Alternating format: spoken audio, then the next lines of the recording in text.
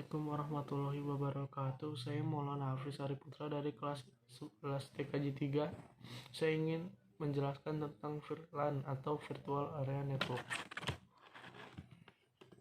VLAN atau Virtual Local Area Network yaitu sebuah cara pada jaringan komputer untuk membuat jaringan-jaringan yang menurut logika terpasang secara berkelompok atau sendiri-sendiri.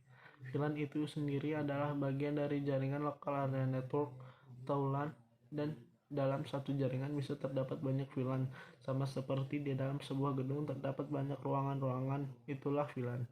Fungsi VLAN Beberapa fungsi VLAN adalah sebagai berikut. VLAN dapat meminimalisir penumpukan data yang dikirim tanpa tujuan yang jelas, sehingga trafik pengiriman data pada jaringan akan semakin lancar. Dapat mempermudah pekerjaan dari administrator jaringan untuk melakukan manajemen jaringan. Walaupun perangkat dipindahkan, tidak membuat perangkat harus diatur ulang, karena sudah diatur tetap pada VLAN tersebut. Jadi, VLAN ini mampu mengurangi waktu pengerjaan jaringan. VLAN dapat membuat jaringan lebih private walaupun dalam satu perangkat yang sama dengan satu perangkat yang di dalamnya sudah dikonfigurasi VLAN, maka sobat tidak perlu membeli banyak perangkat. VLAN dapat mengamankan jaringan dari jangkauan orang yang tidak bertanggung jawab, karena setiap VLAN sudah dikonfigurasi untuk memiliki IP address network dan MAC address yang berbeda. Artinya, tidak sembarangan sebuah perangkat atau paket data bisa masuk apabila tidak ada izin dari sistem tersebut. Jenis-jenis VLAN berdasarkan adanya perbedaan pada pemberian hak akses dan keanggotaan, VLAN dibagi menjadi 6 jenis, diantaranya 1. VLAN berdasarkan port atau port based. Keanggotaan dari VLAN ini diatur dengan hak akses terhadap port. Port di sini adalah yang terdapat pada perangkat switch. Hak akses diatur dan dikonfigurasi berdasarkan port dari switch. Dikelompokkan secara tersendiri. Bila port switch dikelompokkan secara sendiri, bila port tersebut dihubungkan dengan VLAN yang lain, maka akan berubah fungsi menjadi port trunk atau VLAN port trunk. Kelemahan dari port based VLAN ini adalah bila terdapat port yang berpindah tempat, maka administrator jaringan harus melakukan pengecekan fisik secara manual untuk kembali memindahkannya. 2. VLAN berdasarkan MAC address atau MAC address based. Hak akses terhadap VLAN ini adalah berdasarkan MAC address dari perangkat yang terhubung. MAC address berfungsi sebagai identitas dari sebuah perangkat yang bersifat unik atau tidak ada yang sama. Setiap switch pastinya memiliki tabel MAC address. Setiap perangkat yang terhubung ke VLAN tertentu harus memiliki izin untuk bisa bergabung berdasarkan MAC address pada VLAN tersebut.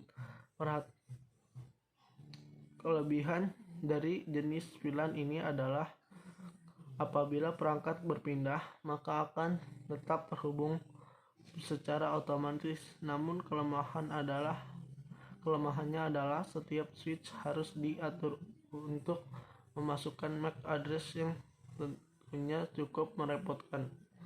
3. VLAN berdasarkan protokol atau protokol based. VLAN bekerja pada lapisan data link pada layer OSI. Dengan protokol jaringan, VLAN dapat menjadi dasar untuk mengatur keanggotaan pada VLAN tersebut. VLAN berdasarkan IP subnet atau IP subnet based. Selain pada lapisan data link, VLAN bekerja juga dapat menggunakan lapisan ketiga atau network, sehingga alamat subnet pada subnet dapat digunakan sebagai dasar pengelompokan VLAN.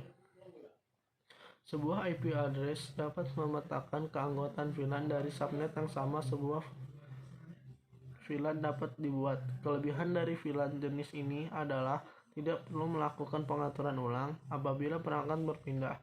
Hanya VLAN ini dapat dipengaruhi lalu lintas yang tinggi sehingga akan terasa sedikit lambat.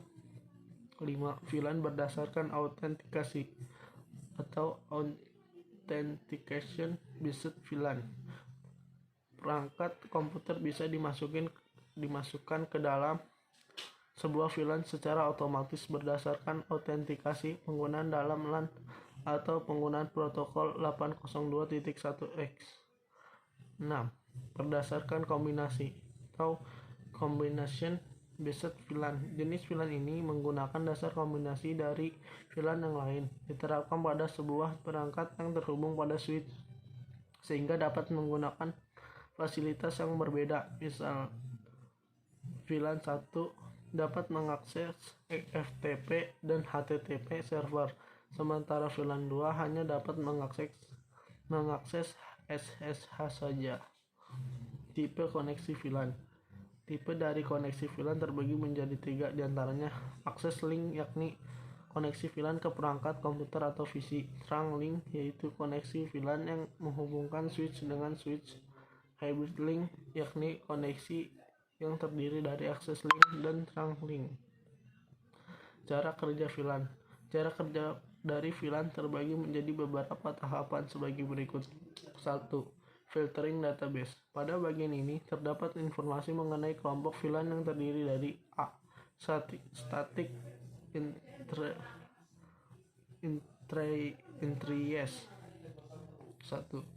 Static filtering entries. Tahapan ini akan mengelompokkan apakah data akan dikirim sebuah atau dikirim atau dibuang atau disimpan pada dynamic entries. Static registration entries. Tahapan ini akan mengelompokkan paket data untuk dikirim ke jaringan VLAN melalui port yang telah ditentukan. B. Dynamic entries. Dynamic filtering entries. Tahapan ini akan memilah paket data dikirim atau dibuang. 2. Dynamic group entries. Tahapan ini akan memilih apakah paket data dikirim, diteruskan, atau dihentikan pada grup. 3. Dynamic registration entries. Tahapan ini kembali port yang bertanggung jawab untuk memilah paket data. 2.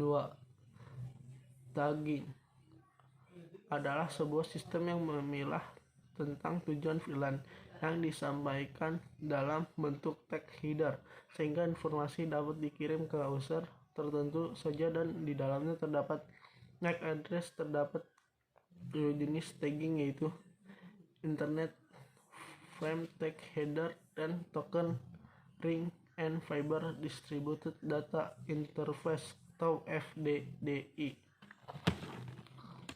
Sekian dari saya. Apabila ada salah kata mohon dimaafkan.